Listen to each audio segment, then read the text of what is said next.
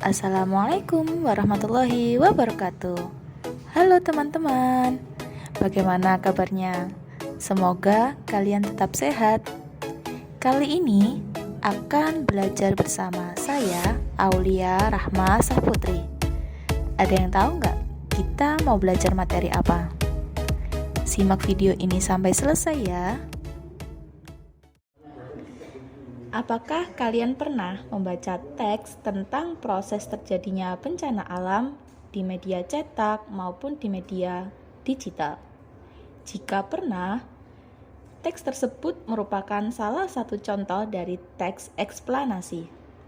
Memangnya apa sih teks eksplanasi itu? Mari kita belajar bersama-sama. Pada video pembelajaran ini, terdapat 5 poin yang akan kita pelajari. Yang pertama yaitu pengertian dari teks eksplanasi. Poin kedua, ciri-ciri teks eksplanasi. Poin ketiga, struktur teks eksplanasi. Poin keempat, kaidah kebahasaan pada teks eksplanasi. Dan yang terakhir yaitu contoh dari teks eksplanasi. Pengertian teks eksplanasi. Teks eksplanasi adalah teks yang berisi tentang proses mengapa dan bagaimana kejadian-kejadian alam, sosial, ilmu pengetahuan, budaya, dan lainnya dapat terjadi. Suatu kejadian, baik itu kejadian alam maupun kejadian sosial yang terjadi di sekitar kita, selalu memiliki hubungan sebab, akibat, dan prosesnya. Selanjutnya, terdapat ciri-ciri teks eksplanasi. Di sini terdapat 4 poin ciri-ciri teks eksplanasi. Yang pertama yaitu berupa fakta.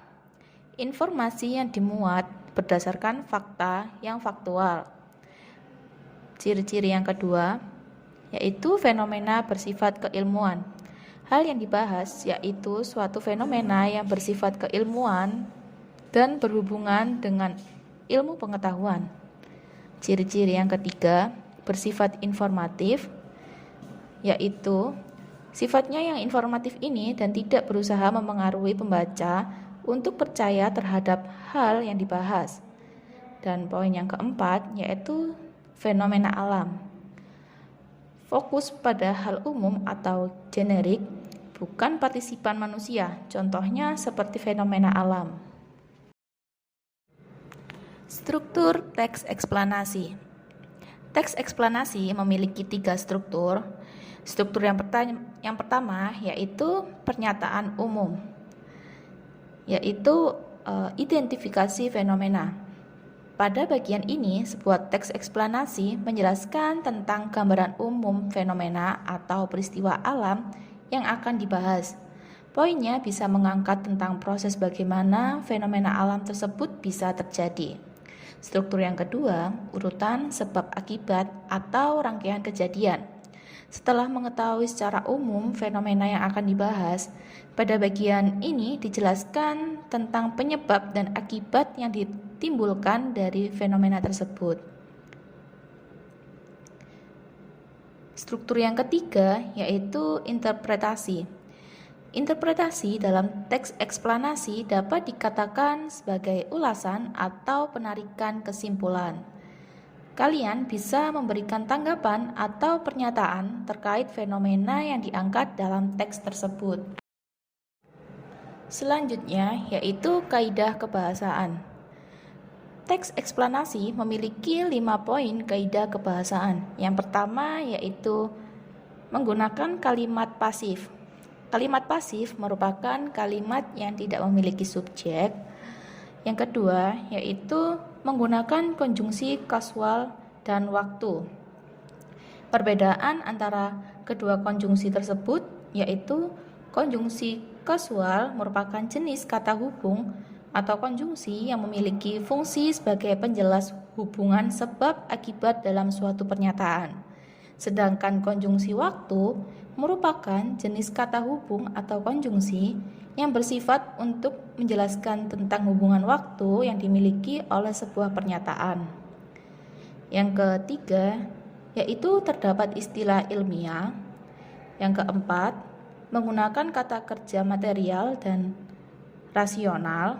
Perbedaannya yaitu kata kerja material merupakan kata kerja yang digunakan untuk menunjukkan perbuatan fisik atau peristiwa, sedangkan kata kerja rasional adalah kata kerja yang digunakan untuk menunjukkan hubungan sebab dan akibat.